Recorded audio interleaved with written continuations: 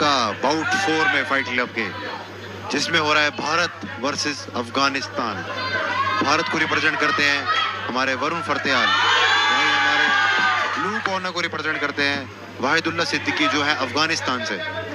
बहुत ज़बरदस्त मुकाबला होने वाला है, नेशंस मैच है ये अगर देखा जाए तो। अच्छा, देश की राजनीति में किसको आप अच्छा मानते हो? देश की राजनीति में अभी फ़िलहाल तो मुझे इस टाइप से अभी रिसेंटली कोई बंदा ऐसा लगता नहीं जो इस मतलब लेवल का हो कि मतलब दमदार हो। जैसे पहले की अगर बात करें तो कलाम साहब थे, अटल बिहारी वाजपेयी थे, वो भी काफ़ी अच्छे नेता थे। बट अभी इस टाइम पे मुझे इतना अच्छा कोई नेता लगता नहीं है जिससे कि मतलब नाम लिया जाए, जिसका कि जो मतलब उस लेवल पे हो। परिचय दे दीजिएगा भाई।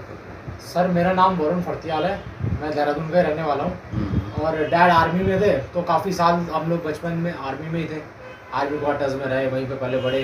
और रिसेंटली कुछ सालों से 8-10 साल से हम लोग देहरादून में ही हैं। पापा की पोस्टिंग यहीं पे आई थी लास्ट में, तो यहीं पे आप उन्होंने घर बना लिया, उसके बाद यहीं पे। अच्छा, ये बॉक्सिंग का रुझान आपको कब से हुआ? सर बॉक्सिंग का रुझान बेसिकली मैं पहले किक बॉक्सिंग करता था, तो स्कूल टाइम में थोड़े बहुत किक बॉक्सिंग 11-12 में थोड़ा अपना स्पोर्ट्स वगैरह, और आर्मी बैकग्राउंड से है तो थोड़ा स्पोर्ट्स में थोड़ा इंटरेस्ट रहता ही है। तो उसके बाद फिर 12th के बाद मैंने बॉक्सिंग का थोड़ा कंपटीशन करे, एमेचर बॉक्सिंग जिसे बोलते हैं, उसमें कंपटीशन करा। फिर कॉलेज की बॉक्सिंग थोड़ी स्टार्ट करी उसमें, फिर उसके बाद करते करते national level, state level, district, state, national level, फिर आप इंटरनेशनल तक का मुकाम हासिल हुआ। इस बीच कुछ परेशानियां भी आई होंगी? सर परेशानियां तो स्पोर्ट्समैन की लाइफ में आप जैसे कि मतलब होती है, छोटी मोटी परेशानियां स्पोर्ट्समैन की लाइफ में आती हैं। तो कभी चाहे फाइनेंशियल प्रॉब्लम हो गई, कभी कोई मतलब मोटिवेशन प्रॉब्लम हो गई, लोग कुछ बोलते हैं चीज़ें। क्योंकि अगर हम देखें तो हमारी लाइफ में यूजुअली लोग क्या करते हैं, एक जॉब करने की कोशिश करते हैं, बीटेक करा, अपना बीसीए करा, अपनी आपने आईटी की जॉब पकड़ ली, या फिर आपने कोई दूसरी उस टाइप की जॉब पकड़ ली, तो हम लोग उसी चीज़ की तरफ, उसी डायरेक्शन की तरफ सब लोग जाते हैं। तो कोई इंसान अगर कुछ करने की कोशिश करता है उससे हट के, तो लोग उसे मतलब कई कह सकते हैं डिमोटिवेट करते हैं, या लोग सोचते हैं कि ये कोई ऑप्शन नहीं है हमारे पास, ऐसा लोग सोचते हैं। तो ये उसकी वजह से इंसान को काफ़ी दिक्कतें आती है। लोग सोसाइटी में आप रहते हैं तो इनिशियल स्टेज में जब तक आप एक सक्सेस की तरफ सक्सेसफुल नहीं हो जाते, तब तक इंसान को बहुत प्रॉब्लम आती है। तो मुझे भी लोग कहते थे कि इसमें कोई फ़ायदा नहीं है, आगे करियर नहीं है, ये है वो है। मतलब काफ़ी सोसाइटी में हम लोग अपने फ्रेंड सर्कल में हो गया, कहीं और जाते हैं तो उसमें हो गया, तो बीच बीच में प्रॉब्लम्स आती हैं, इस टाइप की प्रॉब्लम्स हो गई, फाइनेंशियल प्रॉब्लम्स हो गई, तो ये काफ़ी आई इसमें बीच तो बीच। इस ये जो करियर आपने इसमें बनाने की सोची है जी तो अभी क्या जो है ना, एक एम, एक उद्देश्य अभी सामने है या पूरा हो चुका है?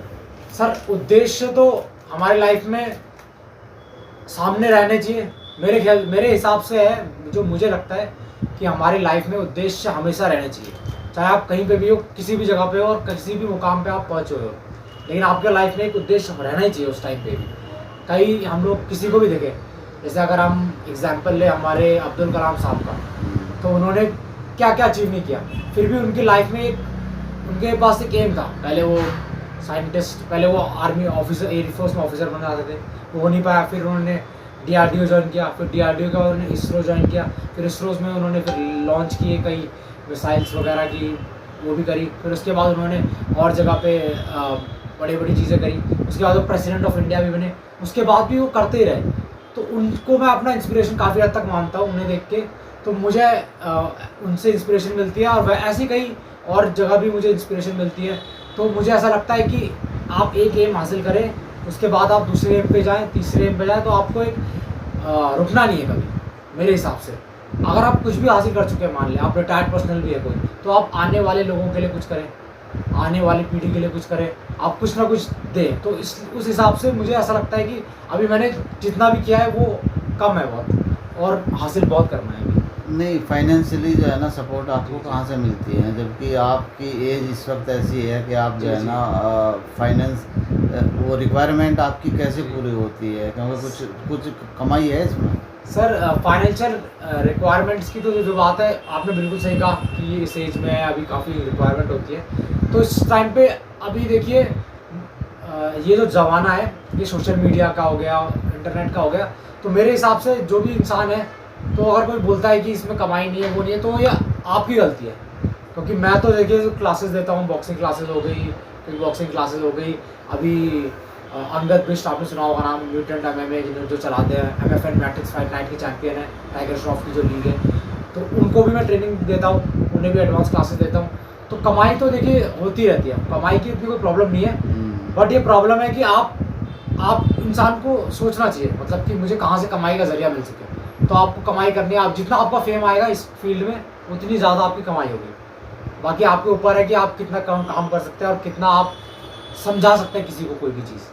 नहीं, कुछ कमाई का जरिए आज के टाइम पर डिजिटल प्लेटफॉर्म से भी जी जी हैं। जी, वो बिल्कुल सही है। क्योंकि अभी रिसेंटली अभी मुझे भी 2-3 लोगों ने कांटेक्ट किया है, तो वो लोग भी ऑनलाइन में भी क्लासेस देने के लिए बोल रहे हैं, ये हो गया है ना, ऑनलाइन क्लासेस देने के लिए डाइट वगैरह की जो आपकी है वो भी मैं दे रहा हूँ 2-3 बंदों को। ऑनलाइन डाइट प्लान हो गया, न्यूट्रिशन प्लान हो गया, फिटनेस हो गया, तो ये ऑनलाइन प्लेटफॉर्म हो गया। और ऑनलाइन प्लेटफॉर्म के ज़रिए जो आपकी लोगों से नेटवर्क बनता है, उससे भी काफ़ी आपका अच्छी खासी आपकी कमाई हो सकती है, वो काफ़ी हेल्पफुल है सर आज। तो आपके जो है ना बैंक में पैसे आते रहते हैं?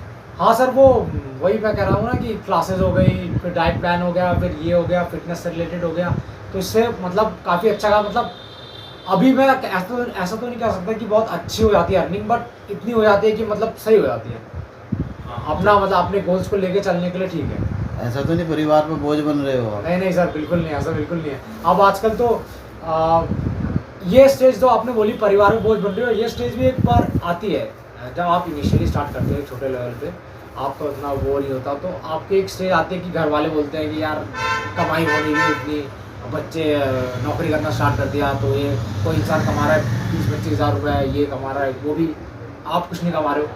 तो आपको ये खासकर जो एमेचर बॉक्सिंग है, जो हम लोग करते हैं, वेस्ट बैंड के करते हैं, कॉलेज बॉक्सिंग हो गई, स्कूल बॉक्सिंग और शिन में, तो उसमें पैसे नहीं होते। वो क्या था, आप स्टेट के लिए, कंट्री के लिए करते हो, उसमें आपका कमाई का जरिया नहीं होता। जो ये प्रोफेशनल बॉक्सिंग है, इसमें आपका कमाई का जरिया भी है मैच के साथ। तो उस टाइम पे इनिशियली वो होती है, तो उस टाइम पे घर वालों के ताने भी सुनने पड़ते हैं, लोगों के बात भी सुननी पड़ती है, तो लेकिन उस टाइम पे आपको क्या अपने ऊपर भरोसा रखना है और आगे बढ़ना है, तो फिर आपको कमाई के जरिए मिलेंगे, बट आपको अपने ऊपर कॉन्फिडेंस और दूसरी अपनी कला पे कॉन्फिडेंस होना चाहिए।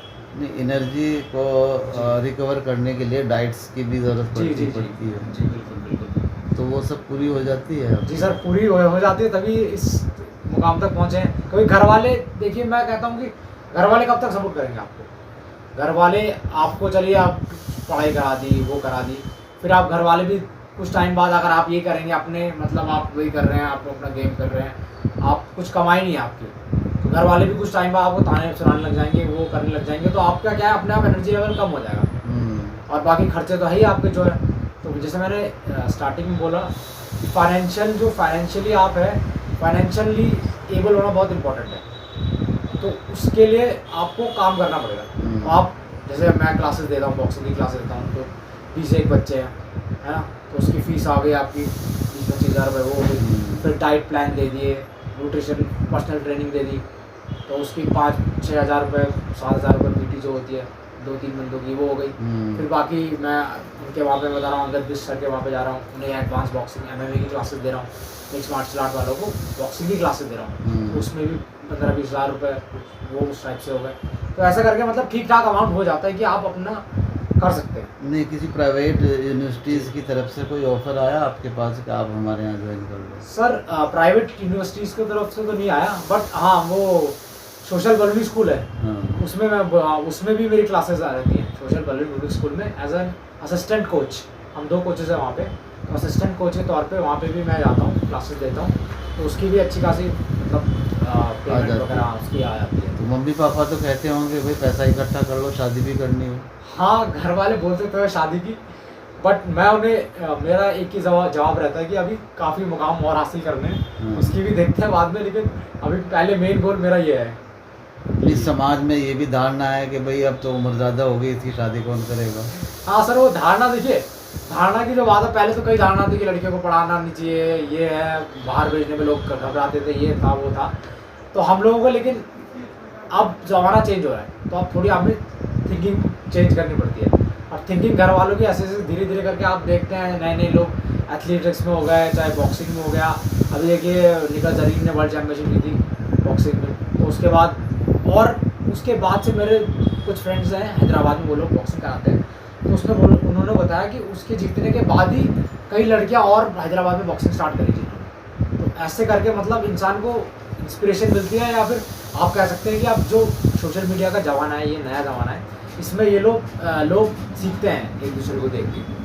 तो घर वाले भी उतना ज़्यादा आप करते नहीं हैं, आप वो भी समझते हैं इस चीज़ को। गर्लफ्रेंड है? गर्लफ्रेंड तो सर फिलहाल नहीं है, एक थी पहले, लेकिन अभी कुछ टाइम से अभी फिलहाल कोई गर्लफ्रेंड नहीं है। अच्छा, डाइट्स की आपने बात की है, स्टेरॉइड का कितना इम्पोर्टेंस है इसके अंदर? सर स्टेरॉइड्स में तो इंजेक्टेबल वो बैंड सब्सटेंसेस होते हैं, तो उसका भी लोग इसको भी यूज़ करते हैं, मतलब अपनी परफॉर्मेंस को एनहांस करने के लिए, एक मतलब अपने एनर्जी के लिए, एग्रेशन के लिए।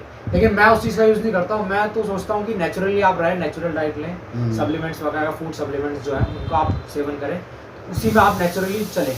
क्योंकि अगर आप एकदम से आपने आपको 1% से 100% उठा रहे हैं, तो फिर आप गिरेंगे भी फिर नेगेटिव में। तो इसलिए मेरे हिसाब से कि आप एक अपने लेवल लेके धीरे धीरे भले आपकी ग्रोथ होगी, लेकिन आप धीरे धीरे अपनी परफॉर्मेंस को इंक्रीज़ कीजिए। लोग क्या सोचते हैं कि एकदम से स्टेरॉइड लिया या कोई डोप ले लेंगे हम, एकदम से परफॉर्मेंस इंक्रीज होती है उससे, बट फिर आप छोड़ने के बाद फिर आपकी परफॉर्मेंस वैसे ही डिक्लाइन हो जाएगी। मेरे हिसाब से तो डाइट एंड फूड सप्लीमेंट्स अगर आप ले, ड्रग्स की कोई इम्पोर्टेंस है इसमें? सर ड्रग्स की इम्पोर्टेंस तो एनहांस करने के लिए परफॉर्मेंस को डेफिनेटली है।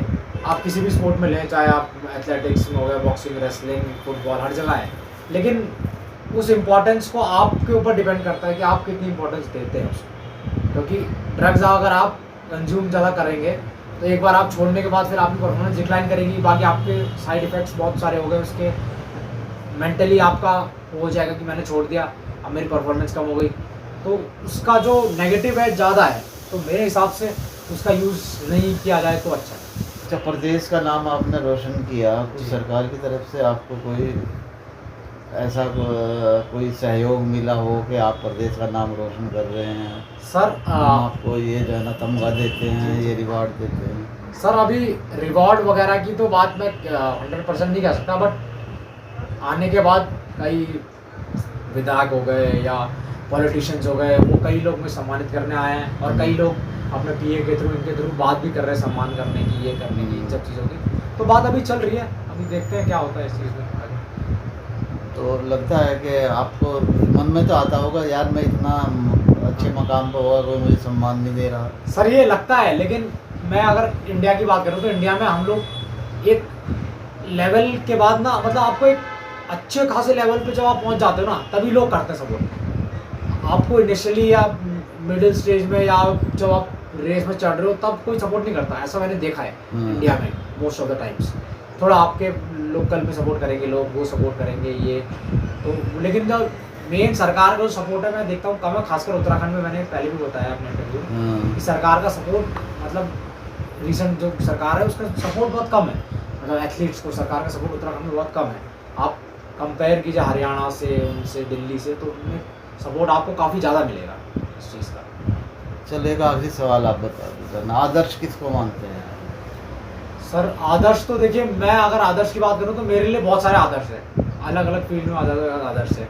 जैसे अगर बॉक्सिंग की बात किया तो मोहम्मद अली थे, उन्हें मैं काफ़ी हद तक आदर्श मानता हूँ। माइक टायसन को आदर्श मानता हूँ, क्योंकि आदर्श वो हर अपने अपने पर्टिकुलर फील्ड में अपने अपने रीज़न की वजह से होते हैं। जैसे मोहम्मद अली की बात की जाए तो उनका मेंटल गेम था, तो वो बोलते थे कि अगर आपको कोई पहाड़ चढ़ना है तो पहाड़ दिक्कत नहीं है, आपके अगर पैर में वो है ना कांटा छुप रहा है, पत्थर है जूते के अंदर, वो प्रॉब्लम है। तो वो अब फाइट जब खेलते थे अपनी, तो इस टाइप से इंसान को तंग परेशान करते थे अपने लेफ्ट से या अपनी चिढ़ाने की टेक्निक से, इन चीज़ों से, कि वो फ्रस्ट्रेट हो जाता था बंदा।